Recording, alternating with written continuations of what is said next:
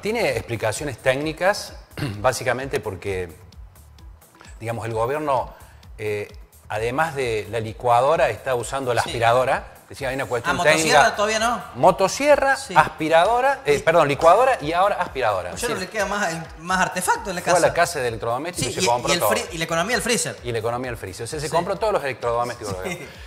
Esa aspiradora, que tiene una explicación técnica con los Bopreal y algunas otras acciones que está haciendo Caputo, hace que haya cada vez menos pesos en el mercado. Por lo tanto, si hay menos pesos y Argentina está sobreatalonada en dólares, no solamente las familias, sino también las empresas, entonces las empresas y las familias, muchos salen a vender dólares. O sea, antes la gente quería comprar dólares, ahora sale a venderlo. Porque hay menos pesos dando vuelta. Entonces, para sus obligaciones tiene que salir a vender para que, digamos, poder cubrirlas.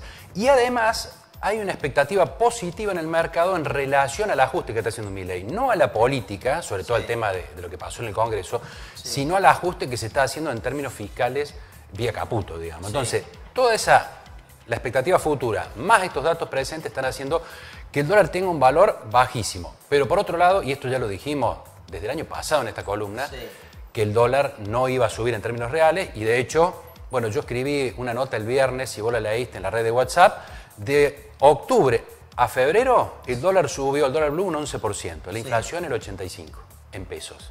¿Qué significa? Inflación en dólares, el que se quedó en dólares perdió. Este es un dato nuevo de la economía y es lo que venimos diciendo. La economía no es la misma que la kirchnerista, es totalmente diferente. Si vos te manejas con los mismos principios y herramientas que la economía kirchnerista, vas a perder. ¿Y cuáles serían esos principios que hay que Bueno, manejar también me preguntás que te dé todas las soluciones. En realidad, digamos, básicamente es una economía con menos emisión, con menos billetes y con menos actividad. Eso hace que la inflación vaya a contenerse por esa menor actividad y por lo tanto esta práctica que muchos comerciantes tenían el año pasado, que aumentaban y vendían lo mismo, deja de existir.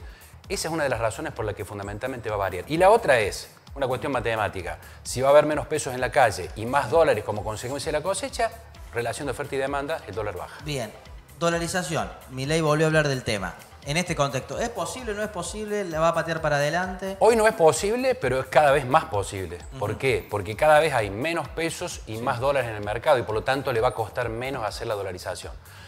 Yo no sé si va a ser una dolarización o no, Milei. Lo que está claro, y la mayor parte de los analistas lo sostenemos, es que es muy posible que hacia mayo o junio, con el ingreso fuerte de los dólares de la cosecha, haya algunas novedades en términos del plan económico, sobre todo en términos de algún plan de estabilización. Porque además políticamente el gobierno no puede estar con esta inflación, por más que sea el 20, el 15 o el 8, indefinidamente. Entonces, a mí me parece que se están atalonando para que en mayo, junio, o quizás antes, haya algún plan de estabilización y por lo tanto, digamos, bajar definitivamente la inflación en la medida que puedan allegarse los dólares al Banco Central. Bien, a ver, vamos a hablar de lo fiscal. El gobierno nacional está haciendo un fuerte ajuste. De hecho, las jubilaciones van a ser las más bajas de los últimos 20 años. El FONIT ya no forma parte del salario por ahora docente, entre otros recortes a las provincias y demás. Digo, y por otro lado, la población que está reclamando mayores ingresos, mayor actividad económica. Digo, desde lo fiscal, puede ser la paz del cementerio, es decir, nos cierran los números, pero a costa de mucho, digamos, de un fuerte ajuste de la población. Y por el otro lado, los ingresos de la población, para jubilados, para los trabajadores. ¿Va a ser posible paritarias o ingresos que puedan recomponer el salario? Bueno, desde lo fiscal, como todos lo sabemos, enero fue superavitaria, pero un costo social enorme, básicamente pagado por los jubilados, básicamente pagado por el sistema jubilatorio, y es un ajuste que no es, como te lo decía fuera de cámara, trasladable en el tiempo. Es decir, vos podés tener ajustado a los jubilados a esta dimensión un mes, 2 meses, pero no podés tener un año, ni mucho menos porque se hace inviable la vida, digamos, para este sector de la población. El ajuste fiscal en realidad comenzó en la nación, pero todavía no comenzó en la provincia y municipio. Porque este apretón que está haciendo Milei a las provincias y municipios se va a empezar a ver reflejado a partir de marzo o abril, con lo cual el ajuste sigue. Ese ajuste va a significar, y ya está significando porque los datos lo están marcando, menor actividad económica.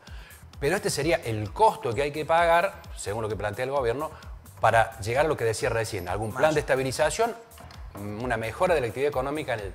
No quiero nombrar el segundo semestre. No, mayo, póngale. Vos sos más joven, pero... Sí, no, yo recuerdo el segundo semestre de Mauricio, sí, del 2016. Pero pongámosle, digamos, después de la cosecha, que pueda mejorar la actividad económica. Esa es la apuesta del gobierno. Ahora, obviamente tiene que salir, digamos, ¿no? Bueno, marzo o abril fueron los meses que Milei dijo días atrás que van a ser más duros todavía que enero y febrero.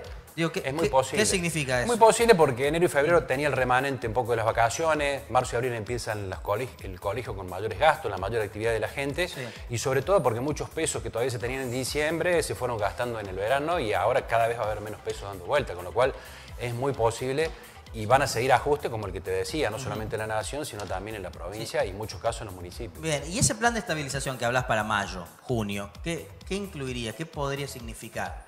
No tengo idea, digamos, cuál es, si es una dolarización, si es una pseudo convertibilidad, no sé, pero se hace necesario. Es decir, vos no podés estar, porque en realidad hoy existe la expectativa positiva en el mercado de que se hace el ajuste, pero no se ve más allá que el día a día.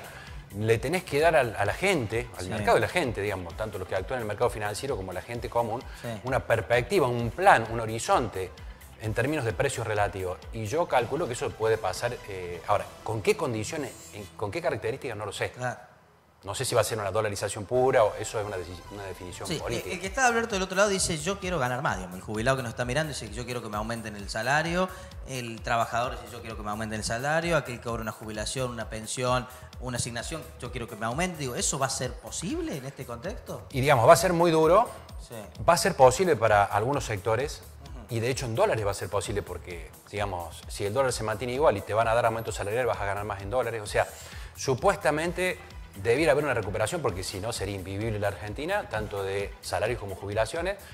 Obviamente que va a ser lento, más lento que los precios, porque los precios ya se ajustaron, pero supuestamente va a serlo. Pero no va a ser para todo, esto ya lo hemos dicho en otros Los ganadores y los perdedores. Vamos a una economía quizás con trabajo mejor pago, para los que trabajan, pero con más desocupación que antes. Con lo cual... Es un mercado laboral más chico. Con lo cual, obviamente, por lo menos en una primera instancia va a pasar eso, porque hay muchos sectores que van a ser muy golpeados y van a hacer ajustes de sus nóminas salariales. Bien, ¿y la política cuánto puede golpear la intención de Milei? Porque digo, la ley de ómnibus ya fue. DNU, si la oposición se junta, al menos en una cámara, lo pueden dar de baja.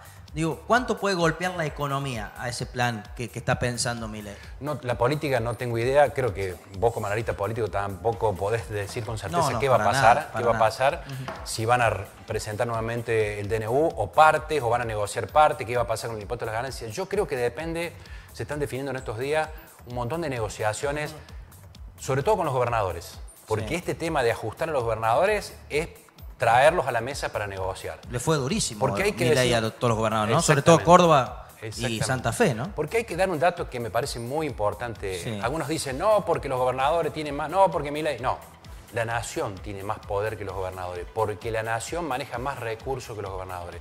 Porque los impuestos que se están recaudando ahora son los no coparticipables, país, retención a las exportaciones, no los coparticipables. Por lo tanto... La caja más grande de la nación. La caja la tiene Milei. Y esto se revela, desde mi punto de vista, con la actitud de Yarlora. Ya empezó a hablar de consenso y demás, Milei lo mandó a hablar con el psicólogo. Es decir, yo creo, el de Santa Fe se cayó la boca, me parece que los gobernadores están obligados a ir a un acuerdo con el gobierno nacional por una cuestión de recursos. ¿Qué sería para pagar qué? Digamos, salud, educación, salario y nada más. Los están apretando con la docente, los están apretando con el subsidio al transporte, los están apretando con los fondos discrecionales que no le mandan más. Los están apretando que no le mandan fondos para infraestructura. Sino, digamos, la obra pública cortada. Digamos, vos podés aguantar un mes, Córdoba, Santa Fe, bueno, las provincias chicas no, 2 meses, pero más no podés aguantar, digamos. Todo eso no lo podés suplantar con los recursos provinciales. Sí, ha hecho un buen resumen, Alberto, ¿no? Transporte, afuera el 15%. Sí. El FONID, entre un 7 y un 13% significa el salario docente en Córdoba. Sí. Afuera también.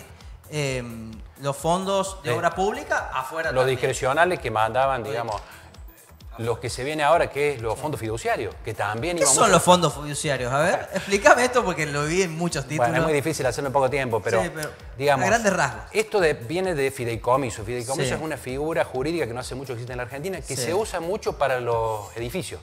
Bien. Si la gente por ahí se compra un departamento, el fideicomiso es una figura jurídica que tiene varios actores, digamos, una figura anglosajona que se... Y lo usa el gobierno para...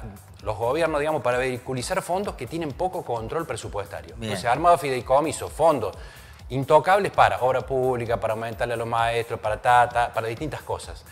Milei dice, estos son cajas oscuras porque no pasan por el Congreso, y entonces los vamos a anular. que esos gastos pasen por el Congreso. Ahora, mientras pasen por el Congreso no van a ir a las provincias o no van a ir a los actores principales. Entonces es otro ajuste más. Bueno, la verdad que la tienen complicada las provincias, Muy, es verdad. muy. Van a ser meses realmente muy difíciles para la economía. Bueno, 11:49, tenemos que buscar la pausa. Gracias como siempre Alberto por este rato.